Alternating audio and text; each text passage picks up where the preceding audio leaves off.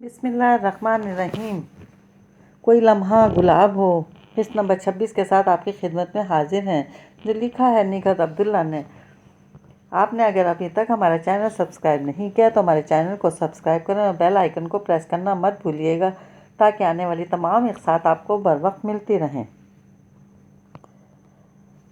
गुज़िश्ता कई दिनों से अज़ाम के अंदर अजीब सी बेचैनी फैली थी। हालांकि वो हमेशा हर हालत में बहुत पुरसुकून रहते थे, क्योंकि खुदा पर कामिल यकीन था और ये कि हर बात अल्लाह की तरफ से होती है। इसलिए इसकी रजामंदी में राज़ी होकर वो दूसरों को भी यही समझाने की कोशिश करते थे।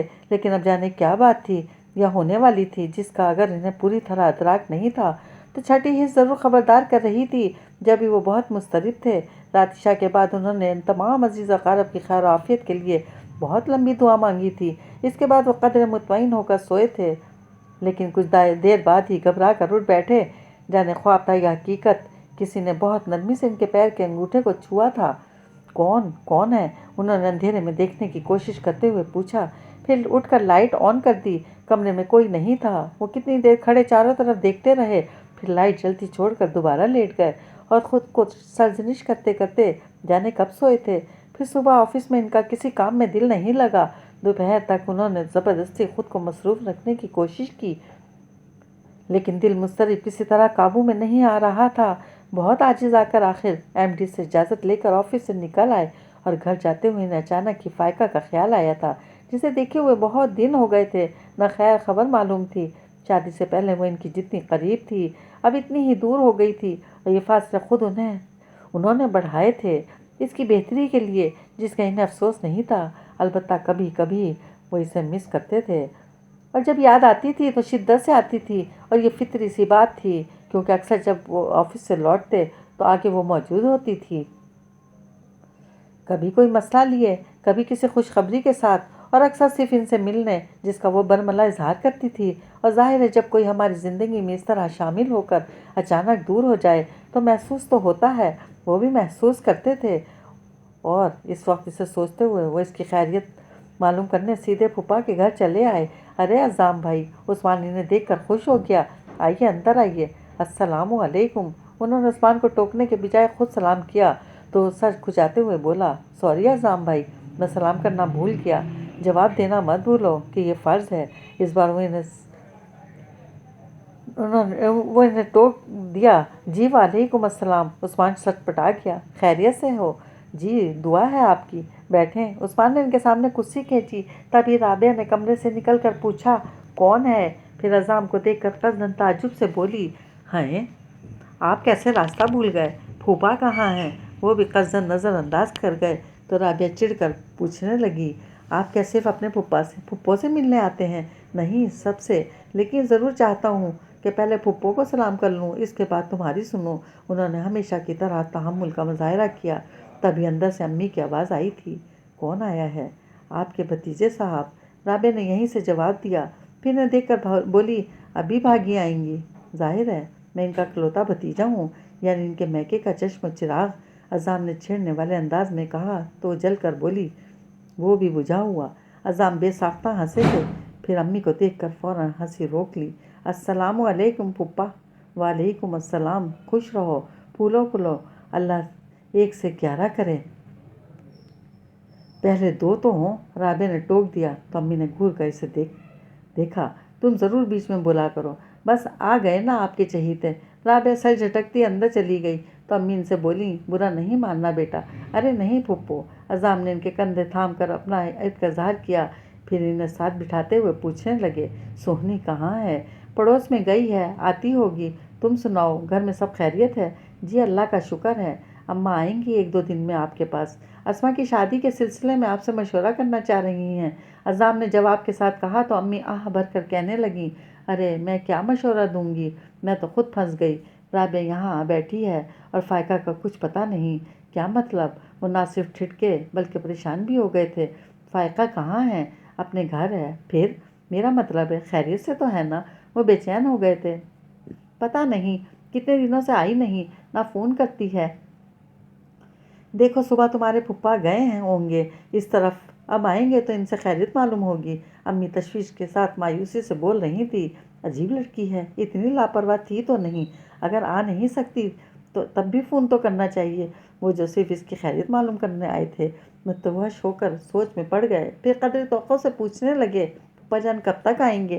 کبھی 6 بجے، کبھی 9 بجے، کوئی ایک وقت تھوڑی ہے۔ خیر آپ پریشان نہ ہوں، پھوپھا جان کو اس کی خیریت مل گئی، جب بھی اطمینان سے ہیں، ورنہ وہی آپ کو فون کرتے، انہوں نے تسلی دیتے ہوئے کہا تو امی ناراضی سے بولیں، ہاں ہمیں اطمینان کا فون کرنا گناہ ہے۔ ارے نہیں پھپھو، اصل میں آفس میں بہت کام ہوتے ہیں، اسی لیے گھر فون کرنے کا بندہ سوچتا رہ جاتا ہے، لیکن موقع نہیں ملتا۔ خیر اب تو پھوپھا جان آنے والے ہوں گے، اتنی دیر میں آپ کو چائے پلاتا ہوں، انہوں نے امی کا دھیان بٹانے کی خاطر کہا۔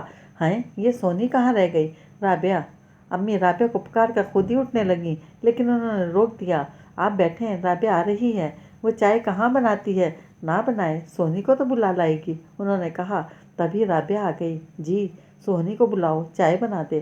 امی نے رابعہ سے کہا تو غالباً اس خیال سے کہ کہیں اسے نہ بنانی پڑے، بلا چون و چرارا سونی کو بلانے چلی گئی۔ رابعہ نے کیا سوچا ہے؟ انہوں نے رابعہ کے جاتے ہی پوچھا تو امی افسوس سے بولیں، پتہ نہیں کیا کیا سوچتی رہتی ہے، بس ایک میاں کے پاس جانے کا نہیں سوچتی۔ ڈاکٹر صاحب بھی نہیں آئے؟ کیسے آئے؟ یہ آگے دروازہ بند کر کے بیٹھ جاتی ہے۔ البتہ سلمان کے پاس گیا تھا اور تمہارے پھپھا سے بھی ملتا رہتا ہے ان کے آفس جا کر، اس کا مطلب ہے وہ مصالحت پر آمادہ ہے۔ ہاں یہی نہیں مانتی، کون سمجھائے اسے؟ اب بتاؤ کون کرتا ہے اتنی خوش آمد؟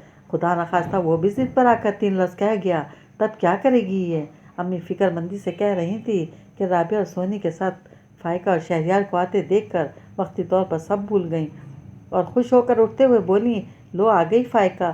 فائقہ، انہوں نے پلٹ کر دیکھا اور اٹھ کھڑے ہوئے۔ فائقہ امی کے گلے لگ گئی تھی۔ عظام نے شہریار کو گلے لگا کر خیریت پوچھی، پھر فائقہ کو دیکھا اور سلام کر کے اسے متوجہ کیا تو اچھل کر بولی، اللہ عظام بھائی، کتنے عرصے بعد آپ کو دیکھ رہی ہوں، کیسے ہیں آپ؟ تم سناؤ، کیا کسی اور شہر جا بسی ہو؟ انہوں نے ایک نظر اس کے سوٹ کیس پر ڈال کر کہا تو سونی فوراً بولی، واقعی بھیا، لگ رہا ہے آپ ہی کسی اور شہر سے آئی ہوں، آئی بھی کتنے دنوں بعد؟ امی نے شاکی لہجے میں کہا تو پھر ان کے گلے لگ کر بولی، بہت سارے دن رہوں گی آپ کے پاس، پھر تنگ آ جائیں گی آپ۔ یوں ہی کچھ فضا میں ہلچل سی رہی، پھر سونی چائے بنانے چلی گئی اور امی رابعہ سے رات کے کھانے کا مشورہ کرنے کے لیے اسے اپنے ساتھ اندر لے گئیں تو عظام پوری طرح شہریار کی طرف متوجہ ہو کر بولے، آپ شاید میرے گھر کا راستہ بھول گئے، اس سے کوئی فرق نہیں پڑتا، فائقہ کو یاد ہے۔ کیوں فائقہ؟ شہریار نے ان سے کہہ کر فائقہ کو دیکھا تو اس کا ابھی بھی وہی جواب تھا، ہاں آنکھیں بند کر کے جا سکتی ہوں۔ پھر آئیں کیوں نہیں؟ آئیں کہنا پڑا، جبکہ اسے مخاطب نہیں کرنا چاہ رہے تھے کیونکہ اس کے بے اختیاری سے خائف تھے۔ آؤں گی، شہریار لندن سے ہو کر آ جائیں، پھر ان کے ساتھ آؤں گی، فائقہ نے کہا تو شہریار کو دیکھنے لگے۔ کب جا رہے ہیں؟ آج ہی رات کی فلائٹ ہے، اور واپسی کب ہوگی؟ انہوں نے پوچھا تو شہریار ذرا سے کندھے اچکا کر بولے، دیکھیں میرا پروگرام تو 15 دن کا ہے، آگے اللہ بہتر جانتا ہے، دعا کریں عظام بھائی یہ جلدی آ جائیں۔ فائقہ نے بظاہر عام سی بات کہی تھی، لیکن اس کے لہجے میں جانے کیسی تڑپ تھی کہ انہوں نے چونک کر اسے دیکھا، پھر شہریار کو تو مسکرا کر بولے، اسے آپ کی دعاؤں پر بہت یقین ہے۔ اچھا، عظام ذرا سا ہنسے، پھر فائقہ سے کہنے لگے، میری دعاؤں کو چھوڑو، تم ڈائریکٹ شہریار سے کہہ دو کہ جلدی آ جائیں، یہ تمہاری بات ٹالیں گے تو نہیں؟ اور کیا تم کہو تو میں جاؤں ہی نہ؟ شہریار نے کہا تو فوراً بولی، جی نہیں، تمہیں جانا ہے، دیکھا آپ نے، زبردستی بھیج رہی ہے، پھر کہتی ہے جلدی بھی آ جاؤں۔ شہریار نے ہلکے پھلکے انداز میں کہا تو وہ پھر باری باری دونوں کو دیکھتے ہوئے بولے، میں کیا کہہ سکتا ہوں؟ آپ بس دعا کریں۔ فائقہ نے کہا تو وہ بے اختیار پوچھ بیٹھے، کیا دعا کروں؟ یہی کہ فائقہ سوچتے ہوئے انداز میں جانے کیا کہنے جا رہی تھی کہ انہوں نے فوراً اس کا دھیان بٹا دیا۔ جاؤ دیکھو سونی چائے بنا رہی ہے یا پائے ہیں؟ وہ چونکی تھی، پھر اٹھ کر چلی گئی تو بہت سنبھل کر شہریار کی طرف متوجہ ہوئے تھے کہ پھر چھٹک گئے۔ اس کی آنکھوں میں جانے کس سوچ کی پرچھائیاں تھیں۔ کیا بات ہے شہریار، آپ کچھ پریشان ہیں؟ وہ سوچے بغیر نہیں رہ سکے، فائقہ کا خیال رکھیے گا، وہ غالباً جو سوچ رہا تھا وہی کہہ گیا تو پوچھنے لگے، کیا بہت زیادہ دنوں کے لیے جا رہے ہیں؟ ہاں، وہ اب چونکنے کے انداز کے ساتھ سنبھل کر کہنے لگا، ہو سکتا ہے زیادہ دن لگ جائیں، اس لیے میں فائقہ کو یہاں چھوڑے جا رہا ہوں کیونکہ ادھر ماما بہت زیادہ بزی رہتی ہیں، پھر یہاں یہ بہنوں کے ساتھ بہل بھی جائے گی۔ وہ کیا کہتے ہیں؟ یوں ہی سر ہلا دیا، جبکہ شہریار کچھ اور بھی کہنا چاہتا تھا، لیکن فائقہ سونی کے آنے سے خاموش ہو گیا تھا، اور یہ بات انہوں نے شدت سے محسوس کی تھی، بلکہ جب وہاں سے آ رہے تھے تب بھی یہی سوچ تھی، شہریار کیا کہنا چاہتا تھا۔ بیگم آفندی بری طرح تل ملا رہی تھیں اور بار بار گھڑی دیکھتی، کیونکہ شہریار کے جانے کا وقت ہو رہا تھا اور وہ ابھی تک نہیں آیا تھا۔ پہلے تو وہ بڑے آرام سے فون کر کے بلا لیتی تھی، لیکن صبح جس طرح اس نے رویہ بدلا تھا، اس سے ان کی ہمت نہیں ہو رہی تھی اسے فون کرنے کی، اور یہ پہلا موقع تھا کہ خود کو بے بس محسوس کر رہی تھیں، لیکن وہ یہ بھی جانتی تھیں کہ ان کی بے بسی شہریار کے آنے اور لندن روانہ ہونے تک کی ہے، اس لیے وہ اس تھوڑے سے وقت کو بھی سمیٹ لینا چاہتی تھیں تاکہ بے بسی کے اذیت ناک احساس سے چھٹکارا پا لیں۔ اس کے بعد وہ فائقہ کو اس کے اوقات یاد دلا سکتی تھیں۔ ٹھیک 10 بجے شہریار آیا تھا اور آتے ہی بولا، چلیں ماما؟ ہاں، ٹائم تو ہو گیا ہے۔ وہ بمشکل اپنا تنفر دبا کر بولی، میں چینج کر کے آتا ہوں، رشید سے کہیں میرا سوٹ کیس گاڑی میں رکھ دے۔ وہ کہتا ہوا اپنے کمرے میں چلا گیا تو وہ اس کے اجنبی انداز پر کھٹتی ہوئی باہر آ گئیں۔ اس کا سامان پہلے ہی گاڑی میں رکھوا چکی تھی، اور اب وہ 10 منٹ میں آ گیا تھا تو لباس تبدیل کرنے کے ساتھ موڈ بھی تبدیل کر آیا تھا۔ جب ان کے ساتھ گاڑی میں پچھلی نشست پر بیٹھا تو ان کے کندھے پر ہاتھ رکھ کر اپنے ساتھ لگاتے ہوئے پوچھنے لگا، آپ پریشان ہیں ماما؟ وہ کچھ نہیں بولی، ناراض ہیں؟ وہ بچوں کی طرح ان کا چہرہ دیکھنے لگا، جیسے ماں ناراض ہوگی تو اس کے اس انداز پر مسکرا کر گلے لگا لے گی، لیکن اس کے برعکس وہ پوچھنے لگیں، یہ خیال تمہیں کیوں آیا؟ آپ کی خاموشی سے، اس نے کہا تو گہری سانس کھینچ کر بولی، میں کبھی تم سے ناراض نہیں ہو سکتی، اور فائقہ سے؟ اس بار اس نے کنکھیوں سے انہیں دیکھا تھا، اس سے بھی نہیں۔ وہ کہاں اپنا کوئی جذبہ، کوئی احساس ظاہر ہونے دیتی تھی۔ بڑے آرام سے کہنے لگیں، فائقہ تم سے منسوب ہے بیٹا، اور تم جانتے ہو مجھے صرف تم سے ہی نہیں تمہاری ہر چیز سے پیار ہے، پھر فائقہ تو تمہاری زندگی ہے، میں اس سے کیسے ناراض ہو سکتی ہوں؟ اور اگر اپنے باپ کی تحریر نہ پڑھ چکا ہوتا تو ان کے جذبات پر بہت خوشی کا اظہار کرتا، لیکن اب اسے گھبراہٹ ہونے لگی تھی۔ تب جب اس شیشے سے باہر دیکھنے لگا، سنو، وہ اس کے منہ موڑنے پر جذبز ہو کر موضوع بدل گئیں، میں نے ڈاکٹر وتھم کو فون کر دیا ہے، لندن کے ٹائم کے مطابق کل 6 بجے کی اپائنٹمنٹ دی ہے انہوں نے، مزید امید ہے تم پہنچ جاؤ گے۔ جی، اور ہاں، ابھی تمہارے آنے سے کچھ دیر پہلے رامش کا فون آیا تھا، میں نے اسے بتا دیا ہے کہ تم لندن جا رہے ہو۔ وہ اب اسے اپنی طرف متوجہ رکھنے کے لیے یوں ہی ادھر ادھر کی کہنے لگی تھیں، اور جب گاڑی رکی تب وہ بھی خاموش ہو گئیں تو انہیں گلے لگا کر بولا، اوکے ماما، اپنا خیال رکھیے گا، اور اگر ہم سے کوئی غلطی ہو گئی ہو تو پلیز معاف کر دیجیے گا، اس نے ہم اپنے فائقہ کے لیے استعمال کیا تھا۔ پھر ان کی پیشانی چوم کر فوراً اتر گیا اور اپنا سوٹ کیس لے کر تیز روشنیوں میں چلتا ہوا جب گلاس ڈور تک پہنچا تو ہمیشہ کی طرح پلٹ کر انہیں ہاتھ ہلایا، پھر اندر چلا گیا، تو اس کے بعد بھی وہ وہیں دیکھتی رہیں جہاں وہ کھڑا تھا۔ جب ڈرائیور نے چلنے کا پوچھا تو وہ چونک کر سیدھی ہو کر بیٹھی تھیں۔ گھر آتے ہی وہ اپنے کمرے میں بند ہو گئیں اور کتنی دیر صرف شہریار کو سوچتی رہیں۔ اس کی زندگی کے سارے ماہ و سال نظروں کے سامنے آنے لگے تھے، کس طرح جوانی کی دہلیز کو چھوتے ہی وہ سب کی نظروں میں آ گیا تھا۔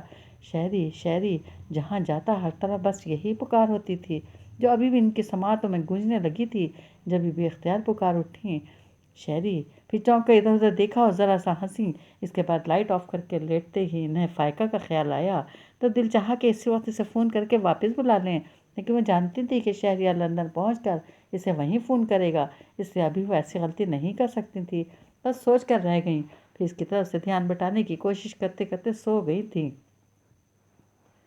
صبح اٹھتے ہی انہوں نے ٹیلی فون چیک کیا، پھر تیار ہو کر ناشتے کی ٹیبل پر گئیں، اس کے بعد شہریار کے فون کا انتظار میں لاؤنج میں آ بیٹھیں، کیونکہ وہ لندن پہنچتے ہی پہلے انہیں خیریت سے پہنچنے کا فون کرتا تھا، لیکن آج جانے وہ ان کا صبر آزما رہا تھا، یہ انہیں سزا دے رہا تھا کہ فون ہی نہیں کیا۔ صبح سے دوپہر ہو گئی، پھر شام، اور اس عرصے میں وہ جتنی پریشان ہوئیں اس سے زیادہ فائقہ سے متنفر، کیونکہ انہیں یقین تھا کہ ان کے سمیت پریشانی اور بے بسی اسی کی وجہ سے آ رہی ہے، اور چونکہ ہر کام پلاننگ کے تحت کرتی تھی اس لیے انہوں نے ابھی فائقہ کے خلاف کوئی قدم اٹھانے کا سوچا ہی نہیں اور ڈائریکٹ لندن کال ملا دی۔ دوسری طرف مسلسل بیل جا رہی تھی لیکن فون نہیں اٹھایا گیا، جس سے وہ یہی سمجھیں کہ شہریار بھول گیا ہوگا۔ پھر انہوں نے 1 گھنٹے بعد فون کیا اور یہ سلسلہ رات تک جاری رہا، لیکن شہریار کی آواز نہیں سنائی دی۔ تو حقیقتاً ان کی پریشانی عروج پر پہنچ گئی۔ جب ہی کچھ اور سمجھ میں نہیں آ رہا تھا، ابھی بھی انہوں نے مایوس ہو کر فون پٹکا تھا کہ بیل بجنے لگی۔ ہیلو، انہوں نے بہت تیزی سے ریسیور کان سے لگایا تھا۔ السلام علیکم۔ دوسری طرف فائقہ تھی، جس کی آواز سن کر انہوں نے سختی سے ہونٹ بھینج کر خود کو گویا پھٹنے سے روکنے کی صحیح کی تھی۔ ہیلو ماما، ادھر وہ پکار رہی تھی۔ کیا بات ہے؟ وہ بمشکل بول پائیں۔ وہ ماما، شہری کا فون نہیں آیا، میں صبح سے انتظار کر رہی ہوں۔ ادھر وہ پریشانی سے بول رہی تھی، ادھر ان کا ذہنی تناؤ کم ہوتا گیا، اور جب بولی تو حیرت انگیز طور پر بہت پرسکون تھیں۔ کیا کہہ رہی ہو؟ میں شہری کا پوچھ رہی ہوں۔ انہوں نے آپ کو فون کیا؟ فائقہ نے پوچھا تو وہ جتا کر بولی، ہاں، لندن پہنچتے ہی اس نے مجھے فون کیا تھا۔ تمہیں نہیں کیا؟ نہیں، وہ جیسے رو دینے کو ہو رہی تھی۔ بھول گیا ہوگا، بہت لاپرواہ ہے۔ خیر تم فکر نہیں کرو، وہ خیریت سے پہنچ گیا ہے اور اب اس کا فون آئے گا تو میں اسے یاد دلاؤں گی تمہیں ضرور فون کرے۔ اوکے۔ وہ اس پر اپنی اہمیت جتا کر پھر سے پریشان ہو گئیں، لیکن ان کا ذہن کام کرنے لگا تھا۔ جب ہی انہوں نے شہریار کے بجائے ڈاکٹر بوتھم کو فون کر ڈالا، اور جب انہوں نے بتایا کہ شہریار ان کے پاس آیا ہی نہیں، تب یکدم ان کی آنکھوں کے سامنے اندھیرا چھا گیا تھا۔ کہاں چلا گیا شہری؟ ٹریٹمنٹ کے لیے بھی نہیں گیا، خدا نخواستہ اس کی فلائٹ نہیں۔ وہ ناگہانی سوچ کر کام گئیں، پھر جلدی سے برٹش ایئر لائن کے آفس فون کر کے اس کی فلائٹ کا معلوم کیا، اور ادھر سے اطمینان بخش جواب پا کر بھی وہ مطمئن نہیں ہوئی اور خود لندن جانے کا سوچنے لگی تھیں۔ وہ بیگم آفندی سے شہریار کی خیریت سے پہنچنے کا سن کر کچھ مطمئن تو ہو گئی تھی، لیکن اس کی سمجھ میں نہیں آ رہا تھا کہ شہریار نے اسے فون کیوں نہیں کیا، جبکہ جانتے ہوئے وہ اس سے بہت وعدے کر کے گیا تھا۔ نہ بھی کرتا تب بھی وہ یقین کے ساتھ انتظار کرتی۔ بیگم آفندی نے تو بڑے آرام سے کہہ دیا تھا کہ بھول گیا ہوگا، بہت لاپرواہ ہے، لیکن وہ ایسا گمان بھی نہیں کر سکتی تھی۔ شہری سب کچھ بھول سکتا ہے، مجھے نہیں۔ وہ بار بار خود کو یقین دلاتی، اور اس وقت امی سے اجازت لے کر اس نے خود لندن کال ملاتی تو دوسری طرف تاخیر سے ریسیور اٹھایا گیا، لیکن کوئی آواز نہیں آئی۔ ہیلو شہری، اس نے پہلے دھیرج سے پکارا، پھر در کی خاموشی سے گھبرا کے اس کی آواز ہر پکار کے ساتھ اونچی اور تھر تھرانے لگی تھی۔ شہری، ہیلو شہری، شہری، یہ میں ہوں، فائقہ۔ شہری، سن رہے ہو نا؟ شہری، مجھے تمہاری آواز سنائی نہیں دے رہی۔ شہری، کچھ کہو نا۔ انتہائی عاجزی سے اس کی آواز رن گئی تھی، آنسو بھی سارے بند توڑ کر چھلک آئے تھے، جس سے اس کا لہجہ بھیگ گیا۔ شہری، خدا کے لیے کچھ کہو، سب کچھ تو کہہ آیا ہوں، اب ان لمحوں میں خدا حافظ ہی کہہ سکتا ہوں۔ وہ غالباً اس کے آنسوؤں سے بے چین ہو کر بولا تھا، بس اتنی سی بات اور سلسلہ منقطع کر دیا تو وہ جو اس کی آواز پر گم سم ہوئی تھی پھر پکارنے لگی، شہری، شہری۔ عقب سے رابعہ نے اس کے ہاتھ سے ریسیور لے کر کان سے لگایا، پھر کریڈل پر رکھ کر بولی، شاید لائن کٹ گئی ہے۔ وہ رابعہ کی طرف پلٹی تو اس کے آنسو دیکھ کر پوچھنے لگی، تم رو کیوں رہی ہو؟ میں رو رہی ہوں۔ اس نے اپنے گال چھوئے، پھر دونوں ہاتھ دعا کے انداز میں ملا کر ان پر آنسوؤں کی نمی دیکھنے لگی۔ کیا بات ہے، شہریار ناراض ہے کیا؟ رابعہ نے ہی سمجھ کر پوچھا تو نفی میں سر ہلانے لگی۔ پھر اس نے تم سے بات کیوں نہیں کی؟ رابعہ کا انداز کھوجنے والا نہیں تھا، بلکہ شاید وہ اس سے ہمدردی جتانا چاہتی تھی۔ کیا بات ہے، سب کچھ تو کہہ دیا، اب اور کیا کہتا؟ دکھ کی شدت سے آواز کھونے لگی تھی کہ فون کی بیل پر ایک دم ہوش میں آ کر ریسیور پر جھپٹی تھی۔ ہیلو شہری، میں ماما بات کر رہی ہوں، ادھر سے بیگم آفندی نے ٹھہرے ہوئے لہجے میں کہا تو وہ مایوس ہو کر جیسے ڈھہ گئی۔ جی ماما، میں نے تمہیں یہ بتانے کے لیے فون کیا ہے کہ میں لندن جا رہی ہوں، شہری کے پاس۔ تم اگر یہاں آنا چاہو تو گاڑی بھجوا دوں۔ انہوں نے کہا تو فوراً بولی، جی میں آ رہی ہوں۔ ٹھیک ہے۔ انہوں نے فون بند کر دیا تو وہ جو شہریار کے بارے میں پوچھنا چاہتی تھی، فون بند ہونے پر بری طرح سلگ کر ریسیور پٹک دیا۔ پھر رابعہ کو دیکھ کر بولی، میں گھر جا رہی ہوں، بس ساس نے بلایا اور تم نے حامی بھر لی، منع نہیں کر سکتی تھی۔ رابعہ چڑ کر ڈانٹنے لگی، لیکن وہ اسے نہیں سمجھا سکتی تھی اور فوراً کوئی بہانہ بھی نہیں سوجا۔ کچھ ضد سے بولی، نہیں بس مجھے جانا ہے۔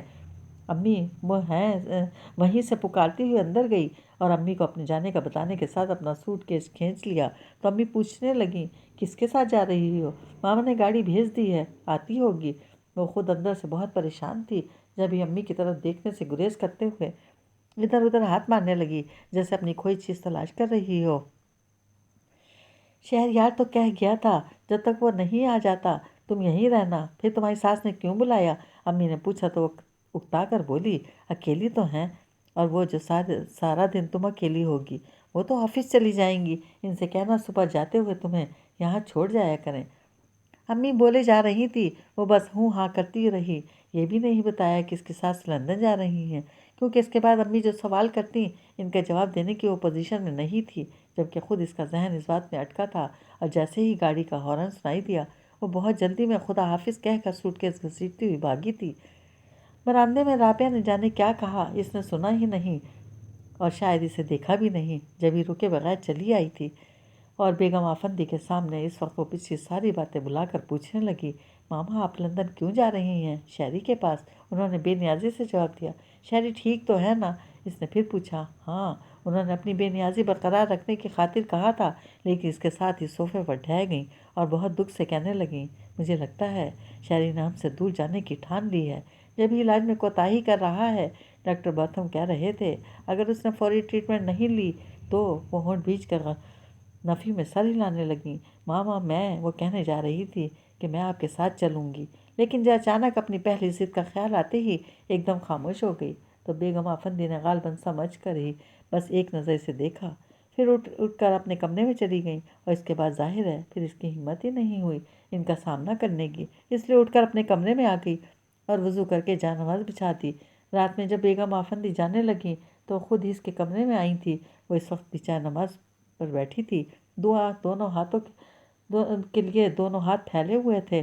بیگم آفندی کچھ دیر اسے دیکھتی رہیں، پھر دھیرے سے اپنی ساڑی کا پلو اس کے پھیلے ہاتھوں پر ڈال کر بولیں، سنا ہے ماں کی دعا عرش لا دیتی ہے، اس دامن کو تھام کر اپنا سہاگ مانگو۔ اس نے دھندلائی آنکھوں سے اپنے ہاتھوں پر پھیلے سفید پلو کو دیکھا، پھر غیر محسوس طریقے سے اپنا ہاتھ کھینچ کر دکھ سے سوچا، اگر دینے والی آپ ہوتی تو میں دامن کیا آپ کے پیر تھامتی۔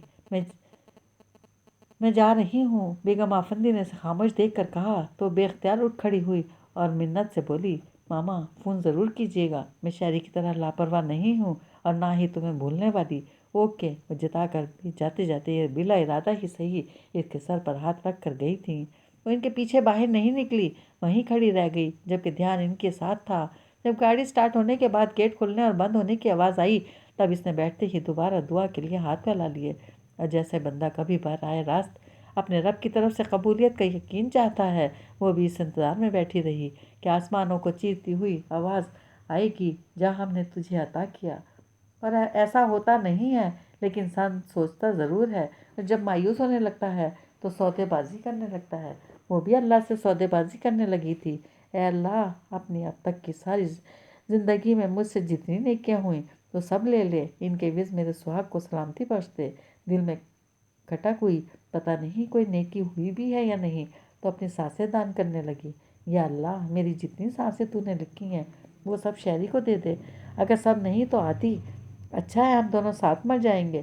پھر منتیں شروع ہو گئیں، شہری ٹھیک ہو کر آ جائے، پھر ہم سب سے پہلے عمرہ پر جائیں گے، میں وہیں حرم شریف میں شکرانے کے 1000 نفل پڑھوں گی، اور میرے پاس رونمائی کا جتنا پیسہ ہے وہ سب میں غریبوں میں بانٹ دوں گی۔ اللہ میاں جی بس تو مجھے شہری دے دے، اس کے بعد کچھ نہیں مانگوں گی۔ اور یہاں انسان مات کھا جاتا ہے جب کہتا ہے اور کچھ نہیں، جبکہ خدا بہتر جانتا ہے کہ انسان کو اور کیا کچھ چاہیے، اور وہ اور بہت کچھ دینے کے لیے انتہائی عاجزی اور انکساری سے مانگی ہوئی ایک دعا سے بے نیاز ہو جاتا ہے، تاکہ کم فہم آئندہ مانگنے میں جھجکے نہیں۔ اس کے لیے بھی آئندہ کے در کھلے رکھے تھے، بس اس وقت بے نیاز ہو گیا تھا، اور شاید اس کی آزمائش بھی مطلوب تھی کہ وہ جو بھی رات بھر اس کے سامنے روتی گڑ گڑاتی رہی، اور وہ اس کے فیصلے پر راضی ہوتی ہے یا شاکی، اور وہ راضی تھی نہ شاکی۔ وہ تو بیگم آفندی کا فون سنتے ہی ڈھہ گئی تھی،